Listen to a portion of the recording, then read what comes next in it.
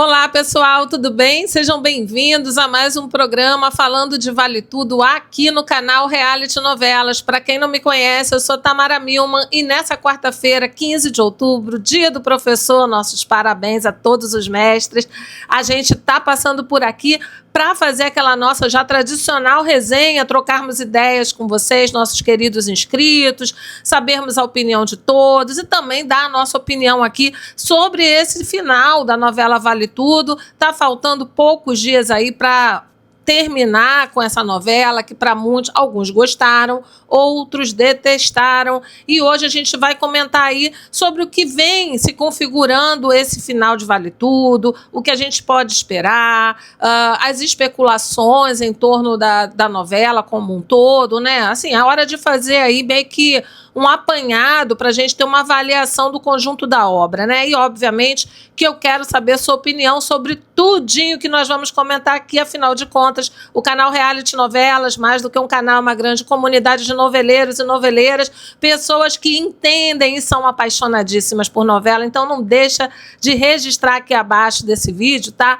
O seu comentário, a sua opinião sobre tudo que a gente vai discutir aqui hoje. Hoje nós vamos falar aí sobre essa polêmica envolvendo a aquisição da mansão lá de Rivan e Raquel. Parece que eles já vão se mudar para casa, tá?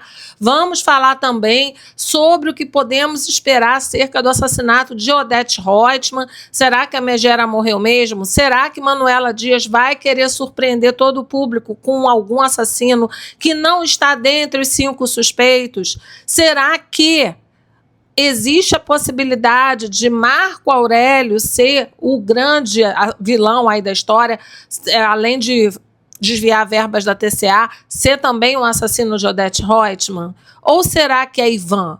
Gente, tem muita teoria acerca do personagem Ivan, tá? E a gente vai te contar aqui detalhes de tudo que tá rolando. Então não saia daí, mas deixa eu te convidar. Se você ainda não está inscrito aqui no canal, inscreva-se, ative as notificações, porque diariamente eu tô por aqui te trazendo novidades sobre tudo que rola na telinha da TV e também nos bastidores. Principalmente agora que a gente está trazendo diariamente aqui a cobertura dessa reta final do pseudo remake de Vale Tudo. E também vamos fazer a cobertura completa da novela Três Graças, de autoria de Aguinaldo Silva, um craque aí.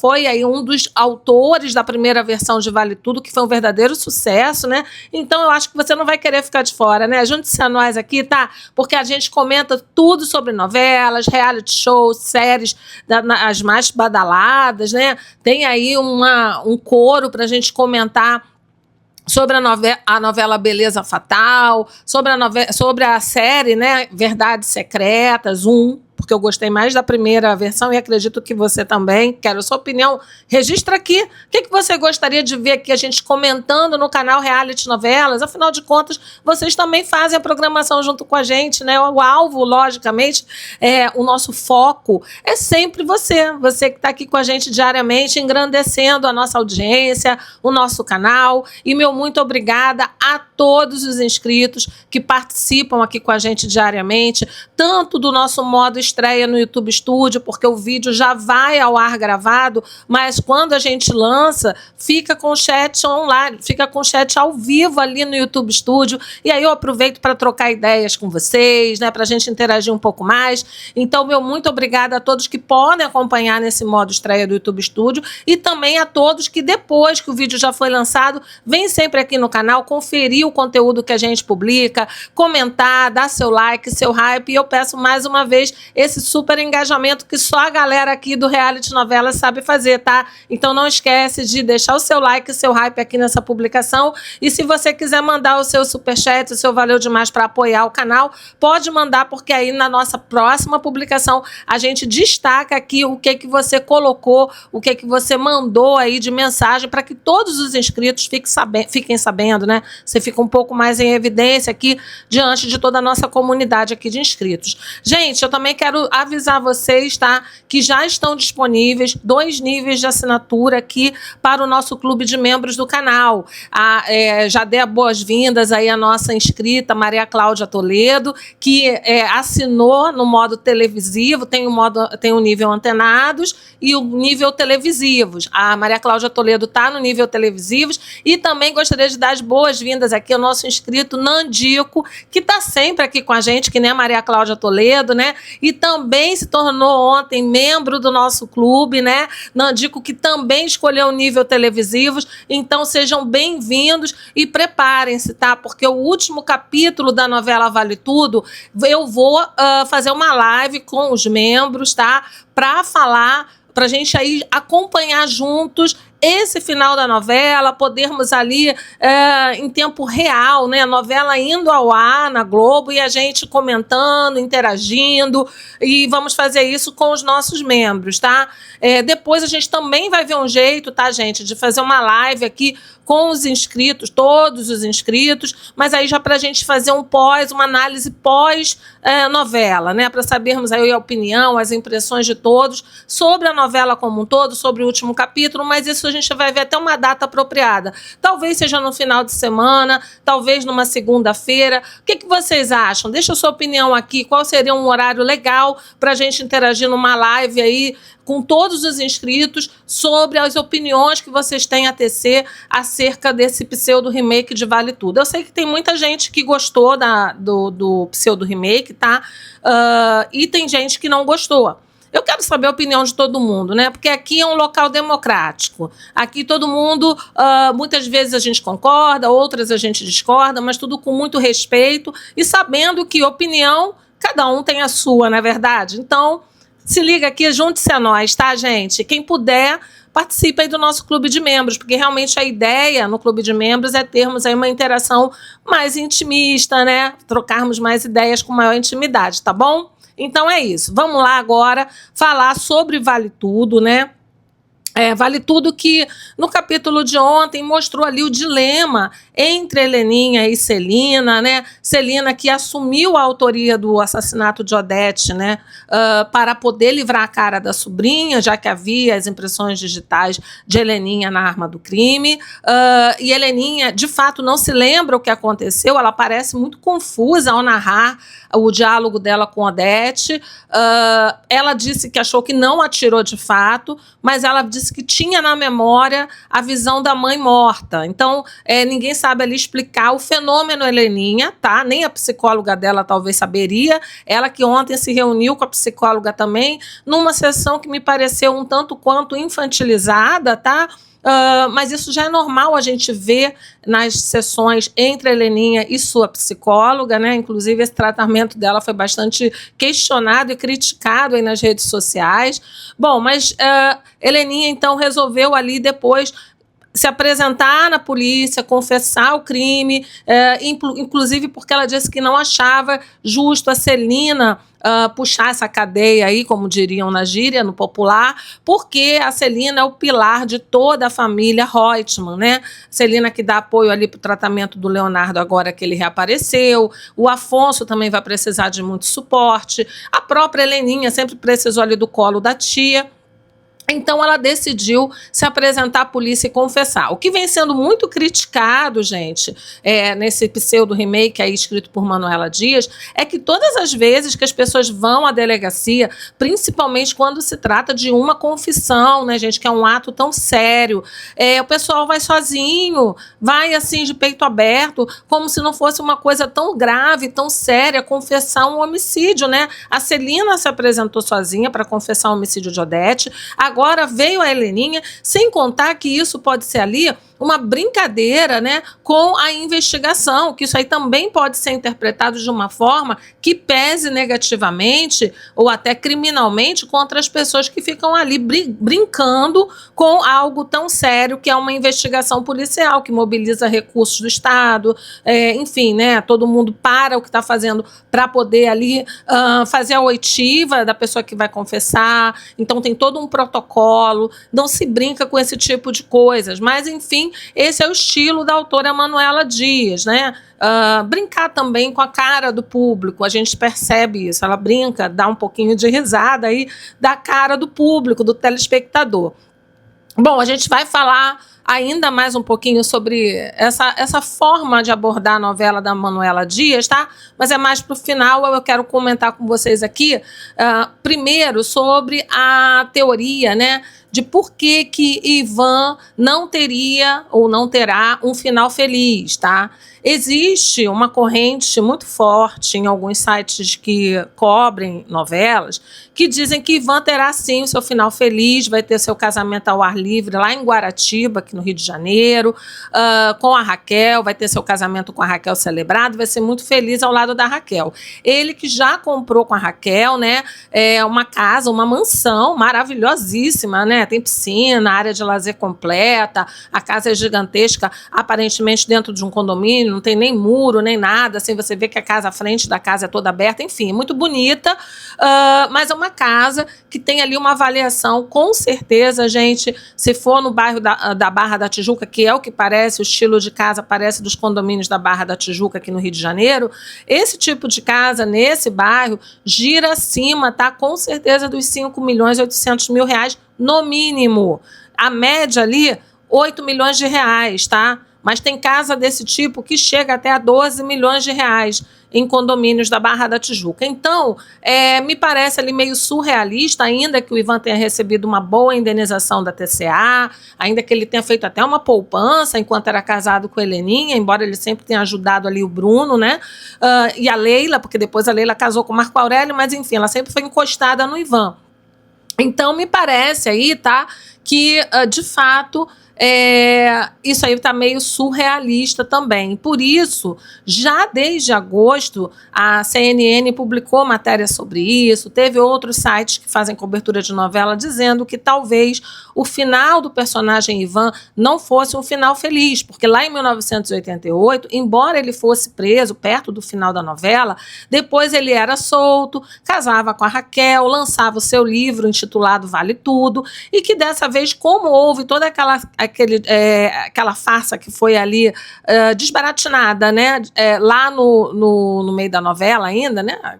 Pouco antes do meio da novela, pouco depois do meio da novela, que foi aquela questão do suborno que o Ivan fez com o fiscal da Receita, então as pessoas começaram a achar, então esvaziou o personagem, como é que ficou? Ivan e Raquel que passaram juntos a serem personagens totalmente secundários da trama, praticamente nem apareciam em vários capítulos, não apareceram, quando apareciam eram ali para falar, para ser um ombro amigo, ou para, sabe, aquela questão de ser orelha de alguém, mas não apareciam de fato como protagonistas, diferentemente da versão original de Vale Tudo de 1988. Bem, então especulou-se muito sobre o final, né, desse personagem. Seria um final feliz nesse pseudo-remake ou não?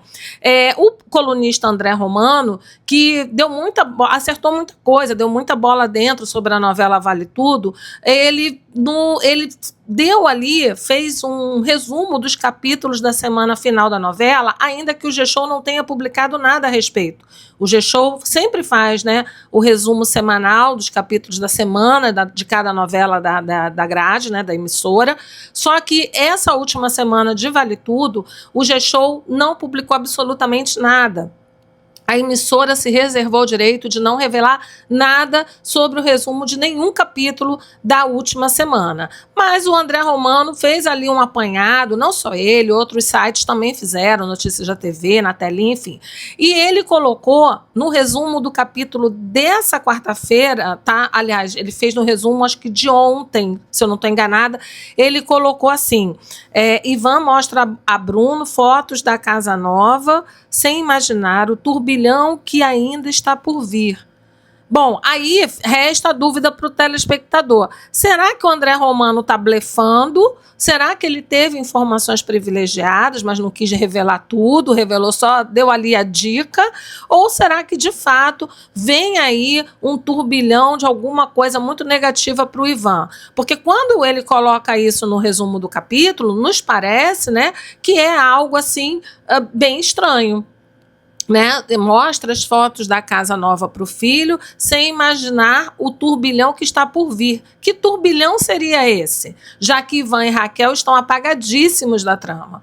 Muita gente tem levantado a hipótese do Ivan ser o assassino de Odete Roitman, mas guarda essa informação aí, porque a gente vai retomar essa narrativa também, tá? Esse questionamento aí mais adiante. A questão da casa, gente, também que a gente comentou aqui, será que é algo envolvendo essa casa? Porque, por incrível que pareça, a Manuela Dias deixou no roteiro, né, no script de Ivan e Raquel, muito mais em evidência a questão da aquisição dessa mega casa, tá? Dessa mansão.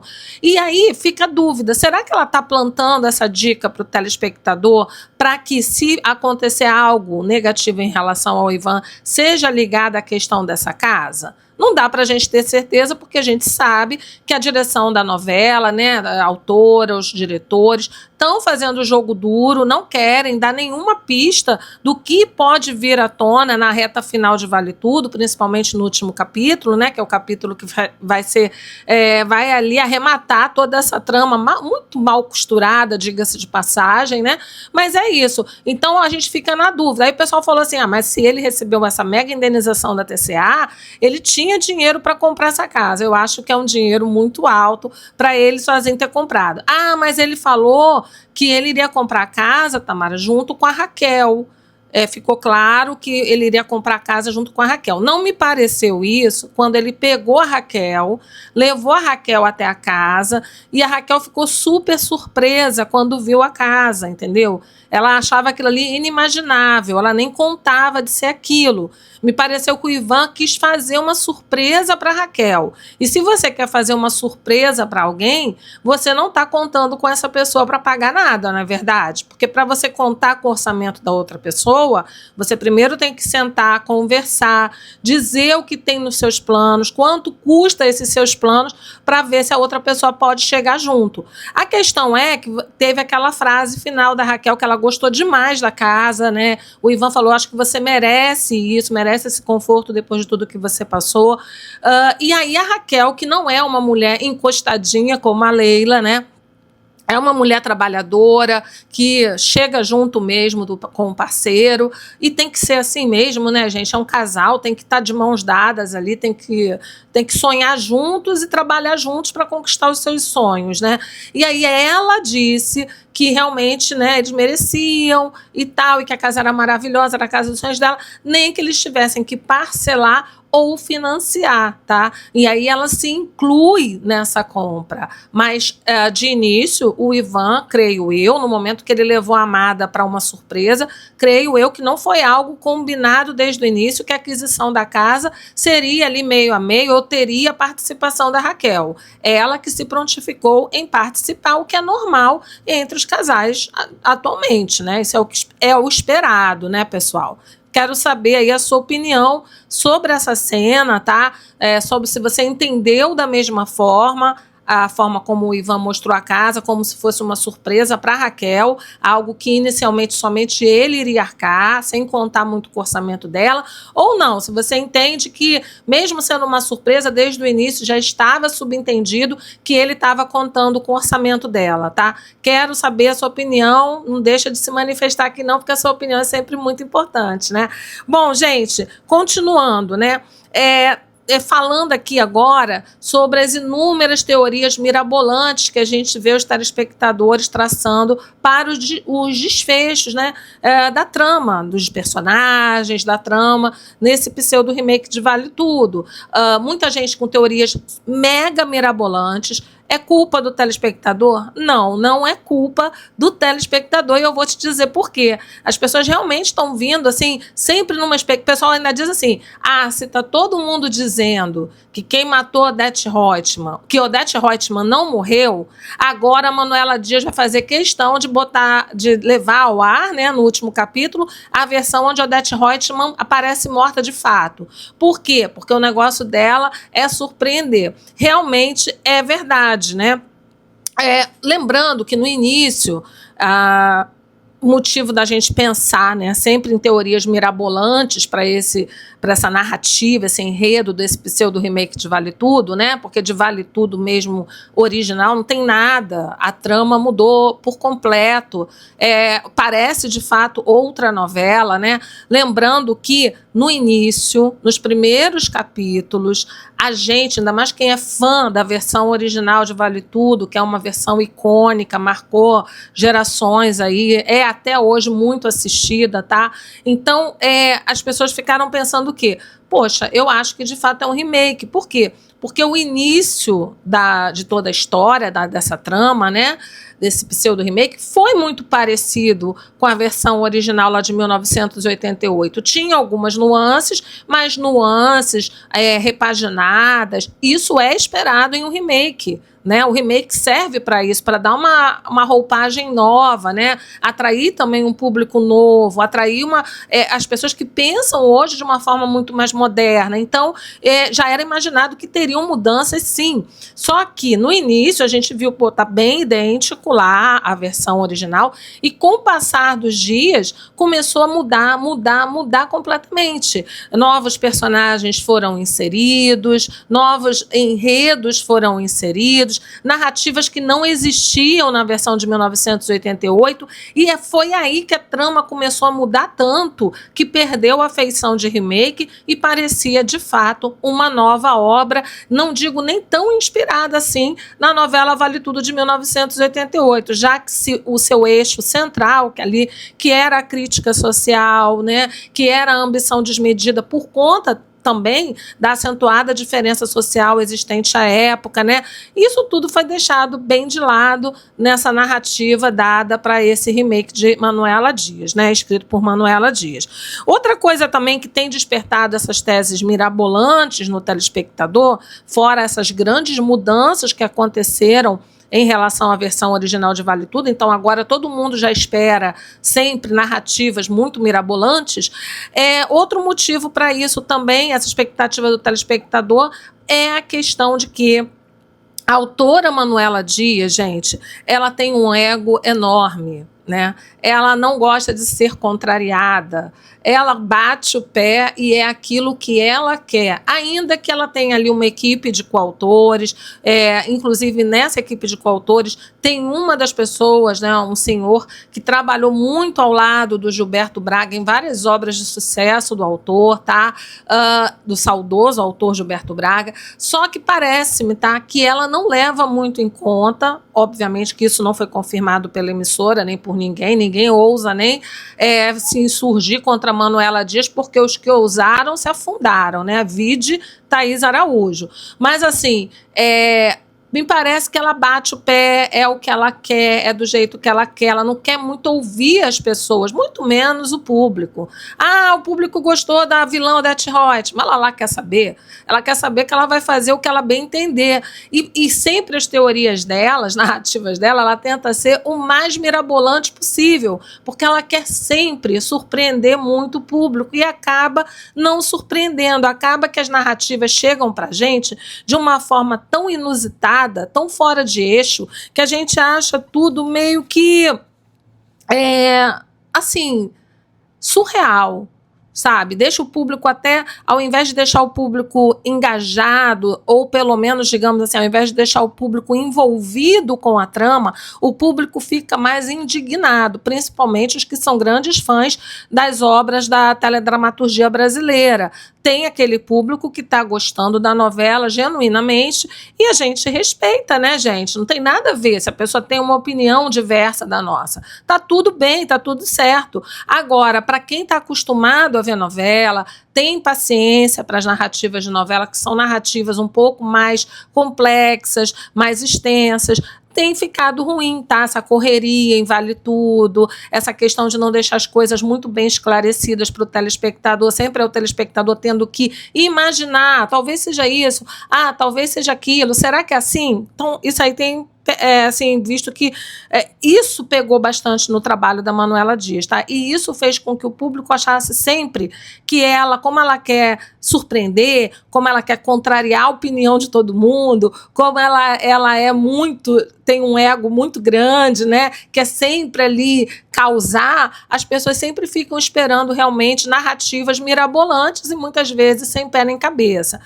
Outro fator também que faz o público ficar tecendo teorias mirabolantes sobre o desfecho dos personagens e da própria novela, tá? Tem a ver com a técnica que a Manuela Dias adotou para poder escrever o pseudo-remake de Vale Tudo, né? Ela adotou a técnica chamada plot twist, ou melhor dizendo aqui, né, que é aquela reviravolta da trama, né, falando aqui o português claro.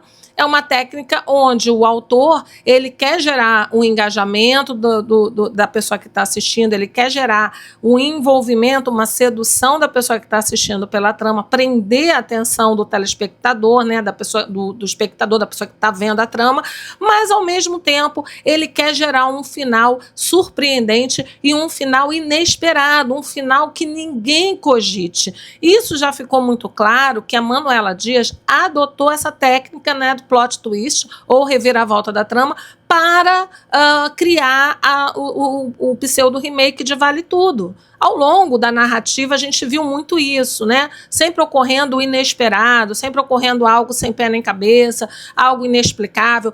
É legal quando essa técnica é adotada e, ao final, ainda que seja algo surpreendente, seja algo que consiga ter o mínimo de justificativa plausível, algo que convença o telespectador.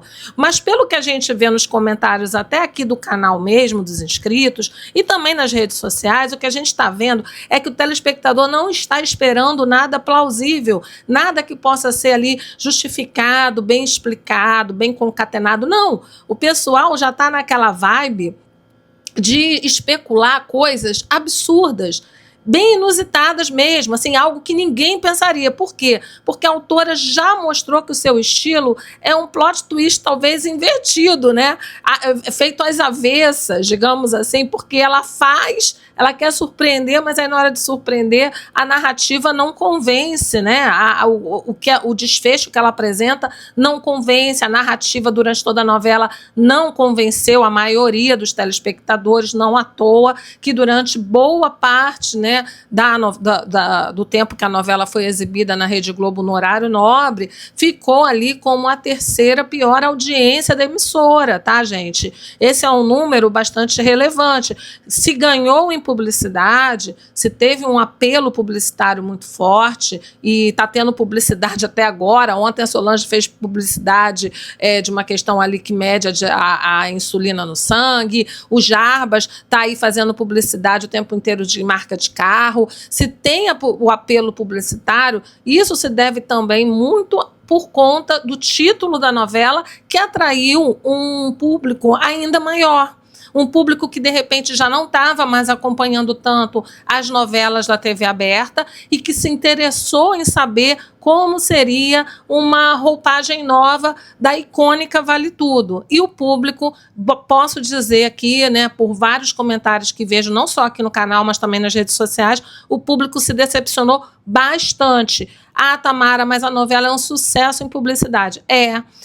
Tamara, mas agora na reta final a audiência aumentou, né, vem aumentando. Gente, qualquer novela, por pior que seja, até Mania de Você, na reta final, gente, aumenta enfim, a audiência. Todo mundo quer saber como vai ser o desfecho. Vocês nunca viram isso? Às vezes a gente nem acompanha uma novela, mas na semana final o povo quer ver. Pelo menos o capítulo final, o povo quer ver a semana final, entendeu? Então isso é normal, isso é natural acontecer. O que a gente tem que pensar é que a novela passou aí por meses. E durante esses meses, mais de 6 meses de novela, né, a audiência não correspondeu às expectativas. A audiência não foi dentro daquilo que era esperado pela emissora.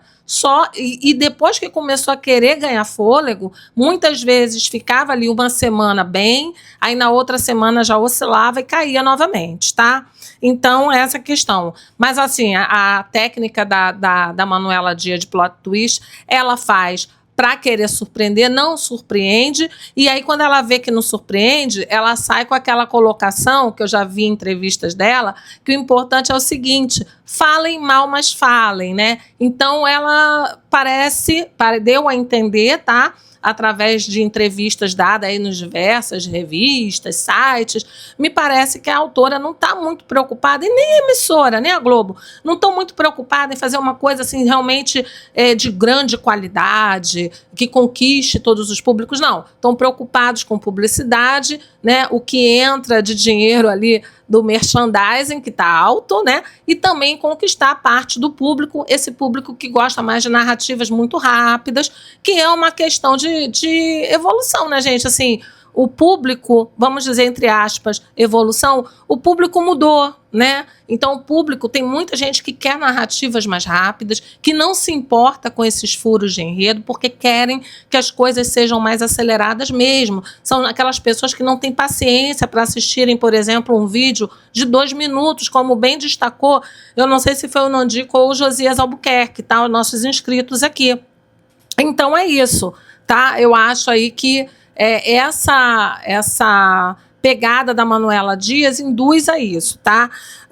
Agora, o que de fato nós podemos esperar agora nessa reta final de Vale Tudo, né? Já está aí, já foi anunciado que vai ter a oficialização da união entre Cecília e Laís, que, ao meu ver, já estavam ali com uma união oficializada, mas parece que vai haver uma cerimônia oficializando, vão dar um pouco de visibilidade a elas, que não apareceram durante a trama inteira, né? Esse núcleo de Paraty ficou ali oculto, infelizmente totalmente esquecido.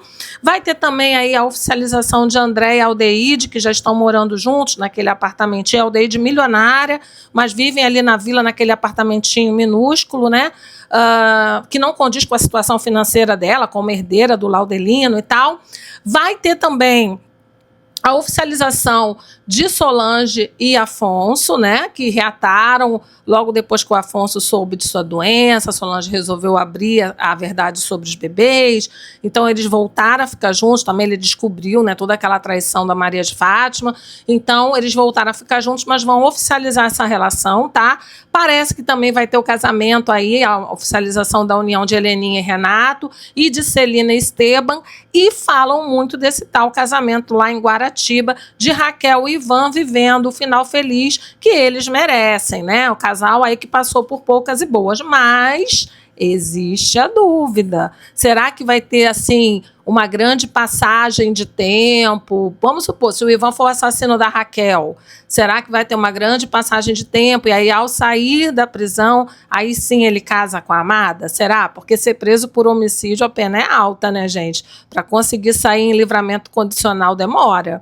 Bom, a teoria sobre ele ser, o Ivan ser o assassino de Raquel, que eu já falei, já que eu puxei o assunto aqui, muita gente também disse assim, mas qual seria, Maria Alice, inclusive, foi uma das que disseram, mas qual seria o motivo do Ivan querer matar a Odete Roitman? A situação dele com a Odete já havia sido superada, né?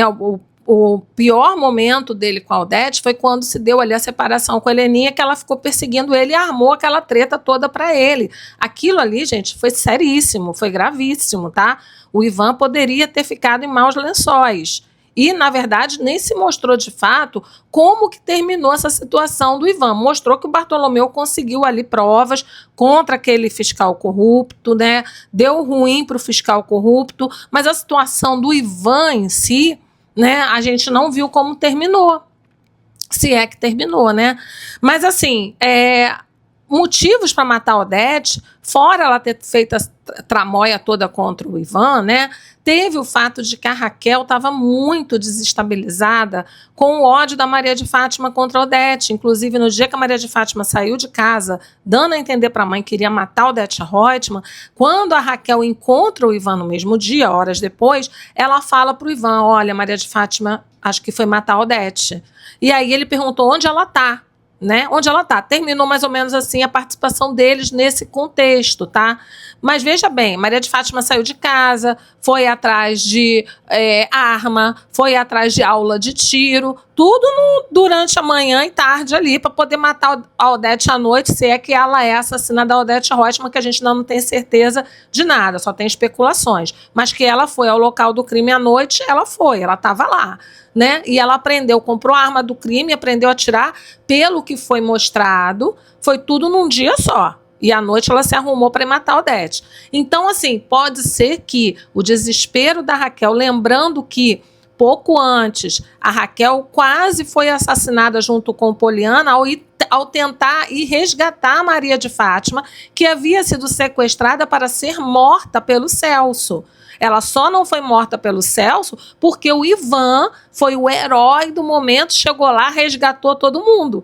Se o Ivan não tivesse ido lá, provavelmente a Maria de Fátima teria morrido, o Celso teria honrado o pactuado com a Odete Roitman, né? E que seria mandante do crime, né? E ela ali no caso, ela seria mandante de um crime de homicídio sob paga ou promessa de recompensa, porque ela prometeu pagar ao Celso por isso. Já tinha dado, acho que metade do valor e ia terminar de dar outra metade quando ele efetivasse o serviço. Então, a Maria de Fátima provavelmente teria morrido e, logicamente, que o Celso não iria deixar Poliana e Raquel como testemunhas do crime. Iria apagá-los também. Então, assim, por muito pouco, a Raquel não morreu, né? Graças ao herói Ivan, que foi lá e resgatou todo mundo, com êxito, sem nenhuma arma, dando apenas ali um golpe na cabeça do Celso. Então, motivos, entre aspas, havia, né? Não há motivos para se matar alguém, né? A verdade é essa. Não existe motivos, por mais que a gente tente buscar, é muito difícil, exceto no caso de uma legítima defesa, porque aí a segurança da pessoa, de outra pessoa que está ao seu lado, está em risco. Mas, assim, fora isso, não há motivo. Ali não seria uma legítima defesa, porque a ameaça tem que ser atual ou iminente. Ele já tinha fugido, Celso já tinha ficado para trás, né? O que poderia haver ali era, no caso, uma vingança, porque se sentiram intimidados pela Odete Roitman e quererem ir lá e se vingar, que foi o que a Fátima quis fazer.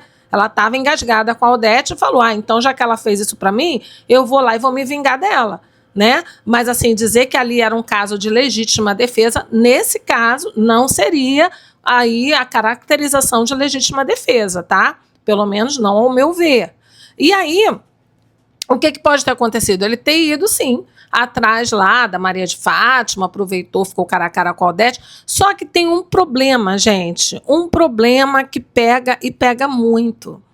A questão do avanço da tecnologia e também da ciência como um todo, né? Gente, hoje existem exames para tudo. Existem câmeras em todos os lugares. Avenida Atlântica, que é onde fica localizado o Copacabana Palace, tem câmera para todo lado, entendeu? Existe possibilidade de você rastrear onde o celular da pessoa estava. Então, assim, tem muita coisa, né, que a gente não vai ficar falando aqui termos técnicos que não vêm ao caso. Às vezes sai, né? Mas eu não gosto de ficar falando aqui termos técnicos demais, porque aqui nós não estamos para aprender direito, muito menos direito penal, criminalística, nada disso. Mas, assim, o que eu acho é que vai pegar muito mal, tá? O delegado está fazendo a investigação, teve acesso às câmeras internas do hotel, principalmente das que davam acesso ao quarto de Odete Roitman, fizeram as análises, determinaram ali os 5 suspeitos, tá? E aí sair desses 5 suspeitos para ter ali um novo suspeito ou, na verdade, ter ali um novo autor do crime. Eu já tenho certeza que nem Celina nem Heleninha foram, tá? Porque a história delas realmente fica muito solta no ar. Agora, fica muito complicado, aí tem gente falando, acho que a Odete tramou com o César, e eles vão fugir juntos do Brasil. E toda essa jogada dela de passar 50% das ações da TCA para o nome dele tem a ver com essa manipulação que ela já iria fazer mesmo, forjando a morte dela. E o delegado ontem falou que a gente já tinha falado aqui há vídeos atrás, tá? Que a Odete seria muito providencial para a Odete forjar a própria morte, porque ela já tinha cometido inúmeros crimes. desde o atropelamento lá do marido da Nise quando ela estava alcoolizada, mas principalmente do cárcere privado que ela impôs ao filho Leonardo, inclusive privando de uma melhor assistência à saúde, né, de ter o convívio com a família. Teve muita coisa aí em torno dessa ação da Odete com o Leonardo, que foi completamente inusitada, gente. Essa narrativa do Leonardo vivo, convenhamos, é algo completamente inusitado, incompreensível, que não dá para digerir. Por mais que você seja fã da novela, é algo que não dá para entender. Teve um momento que a Odete falou para Ana Clara que o Leonardo não iria melhorar porque ele tinha perdido massa encefálica no acidente. Depois, quando fazem a reconstituição, né, do acidente lá, eles narrando, aparece o Leonardo no dia seguinte ao fato, com o olho aberto, estava ali com um curativo na cabeça, mas estava de olho aberto, estava acordado, não teve coma, não teve nada. Então, me parece, assim, forçar demais a barra, sabe? Essas narrativas mirabolantes da Manuela Dias. Mas tudo bem, vamos ver aí. Ela cometeu todos esses crimes. Matou a Ana Clara, tentou matar 2 vezes Marco Aurélio, acabou envenenando por engano Mário Sérgio, mas com um comprimido que ela encomendou, ela plantou ali, entendeu? Então, gente, tem várias situações. Tentou matar, sequestrou, tentou matar a Fátima. Então, tem várias situações ali que comprometiam, de fato, a Odete Roitman. O delegado até brincou, né? Falou, ao invés de ser vida longa ao rei, vida louca da rainha, né? Porque foi uma vida muito louca. Esse final da Odete, como serial killer, uma mulher extremamente implacável, queria matar todo mundo, nem condizia com o perfil da vilã Odete Roitman lá de 1988. Totalmente diferente, tá? E aí, o que acontece? Eu acho que se você fugir desses 5 suspeitos e forçar uma barra para colocar como autor do crime uma outra pessoa, ontem eu já li reportagem, tá, de sites especializados em novelas, dizendo que pode ter sido de fato o Eugênio, e que o Eugênio até iria tentar confessar esse crime. Se ele for confessar esse crime, pode ser, será que é porque ele é tão louco assim pela Celina? Porque ontem a Heleninha abraçou o Eugênio, comoveu o Eugênio, que ele sempre se dedicou demais à família. O Eugênio já tirou o Freitas de tempo, já disse que ele não tem condições de deixar a família da Celina nesse momento tão delicado, com tantas coisas acontecendo. Será que a devoção dele é tão grande que ele confessaria um crime que não cometeu para poder livrar, né, nem a cara da Celina? Porque a Heleninha já livrou a cara da Celina. Para livrar a cara da Heleninha, porque a Celina disse para a Heleninha, você não vai aguentar ficar aí dentro, ficar recolhida ao cárcere, né? Então, assim, será que o Eugênio seria capaz disso? Será que, de fato, vem por aí uma confissão do Eugênio? Eu li a respeito disso ontem, tá? Mas não entendo como o Eugênio estaria no local do crime. Como ele entrou nesse quarto sem ser notado. Ainda que alguém disfarçado de funcionário do Copacabana Palace, já que a arma do crime foi encontrada dentro de um carrinho de serviço. Ainda que a pessoa estivesse disfarçada, o delegado teria visto nas filmagens que um funcionário também teve acesso ao quarto e teria que localizar quem seria esse funcionário. Né? Aí vai querer dizer que a pessoa entrou por onde? A pessoa estava de tocaia há horas dentro do quarto da Odete, desde a hora que ela foi para a piscina com César. Mas como que a pessoa entrou lá? Né? Então tem todas essas nuances, tá? Que a gente vê que não tem muito como dar liga no final, se a dona Manuela Dias quiser adotar a técnica plot twist para botar aí uma verdadeira reviravolta na trama e surpreender os telespectadores. Eu não vejo como, na atual conjuntura, e por isso se trata de um remake, quando você fala de um remake, você espera que venha à tona ali também toda a tecnologia hoje usada para as investigações, tudo que a polícia lança a mão para, de fato, poder ir atrás das pessoas que são autoras de crime, e me parece ali que está tudo muito arcaico. E se ela tentar dar até a questão da Odete forjar a própria morte, ia ser uma forçação de barra muito grande, gente. Porque a mulher ficou ali naquela posição horas e horas. A polícia entrou, enviou para fazer exame cadavérico, entendeu? E aí o que aconteceria? Era toda uma rede em torno da Odete Roitman, todo mundo estava envolvido, a Odete já sabia, inclusive, qual seria o perito que faria, os peritos que fariam ali o seu exame cadavérico para dizer que ela estava morta sem estar. Me parece forçação de barra. Acredito, inclusive, como muitas pessoas, a Andréia até comentou isso aqui, falou, olha, como todo mundo está dizendo que a Odete morreu, acredito que até seria isso mesmo que aconteceria, mas vai acabar não acontecendo porque essa autora gosta de contrariar, e é verdade, ela gosta de bater o pé, e quando ela deve ter dito na emissora, eu vou surpreender, agora ela quer surpreender a questão de honra. Então eu não espero, de fato, eu espero tudo desse desfecho de Vale Tudo, tá? E ao mesmo tempo eu não espero nada, não estou com expectativas de que seja, espero que tudo possa acontecer, as coisas mais mirabolantes possíveis, mas não espero que o resultado final, que o que vai ser apresentado ao telespectador seja convincente, seja algo que a gente diga assim, pô, deu gosto assistir esse pseudo remake, pelo menos nessa fase final. Não acredito que haja isso, tá? Mas vamos ficar preparados. Bom, eu vou fazer a transmissão, como eu já disse aí, né? Para quem é membro, a gente vai acompanhar juntinhos o último capítulo, quem é membro do nosso clube. Vamos acompanhar juntinhos o último capítulo da novela na sexta-feira, 17 de outubro. E fiquem ligados que, de repente, vem uma live depois para saber a opinião de vocês, tá? A gente vai ver a data. Não esquece de comentar aqui logo abaixo dessa publicação sobre tudo que a gente falou aqui hoje, suas expectativas, o que você acha de um horário de uma live para a gente falar depois do capítulo final, né, em um outro dia, não na sexta-feira, sobre o que aconteceu nessa trama como um todo, os desfechos e tal. Vamos ver se a gente combina, tá certo, pessoal? Bom, e bem-vindo, Nandico, ao nosso clube, Maria Cláudia Toledo. Nandico, um beijo para vocês e um beijo a todos os inscritos, que vocês são maravilhosos, todos vocês, sem exceção, tá, gente? Muito obrigada aí pela audiência, pela paciência. Espero que você deixe o seu like, o seu hype aqui nessa publicação e a gente se vê em breve. Beijo, tchau.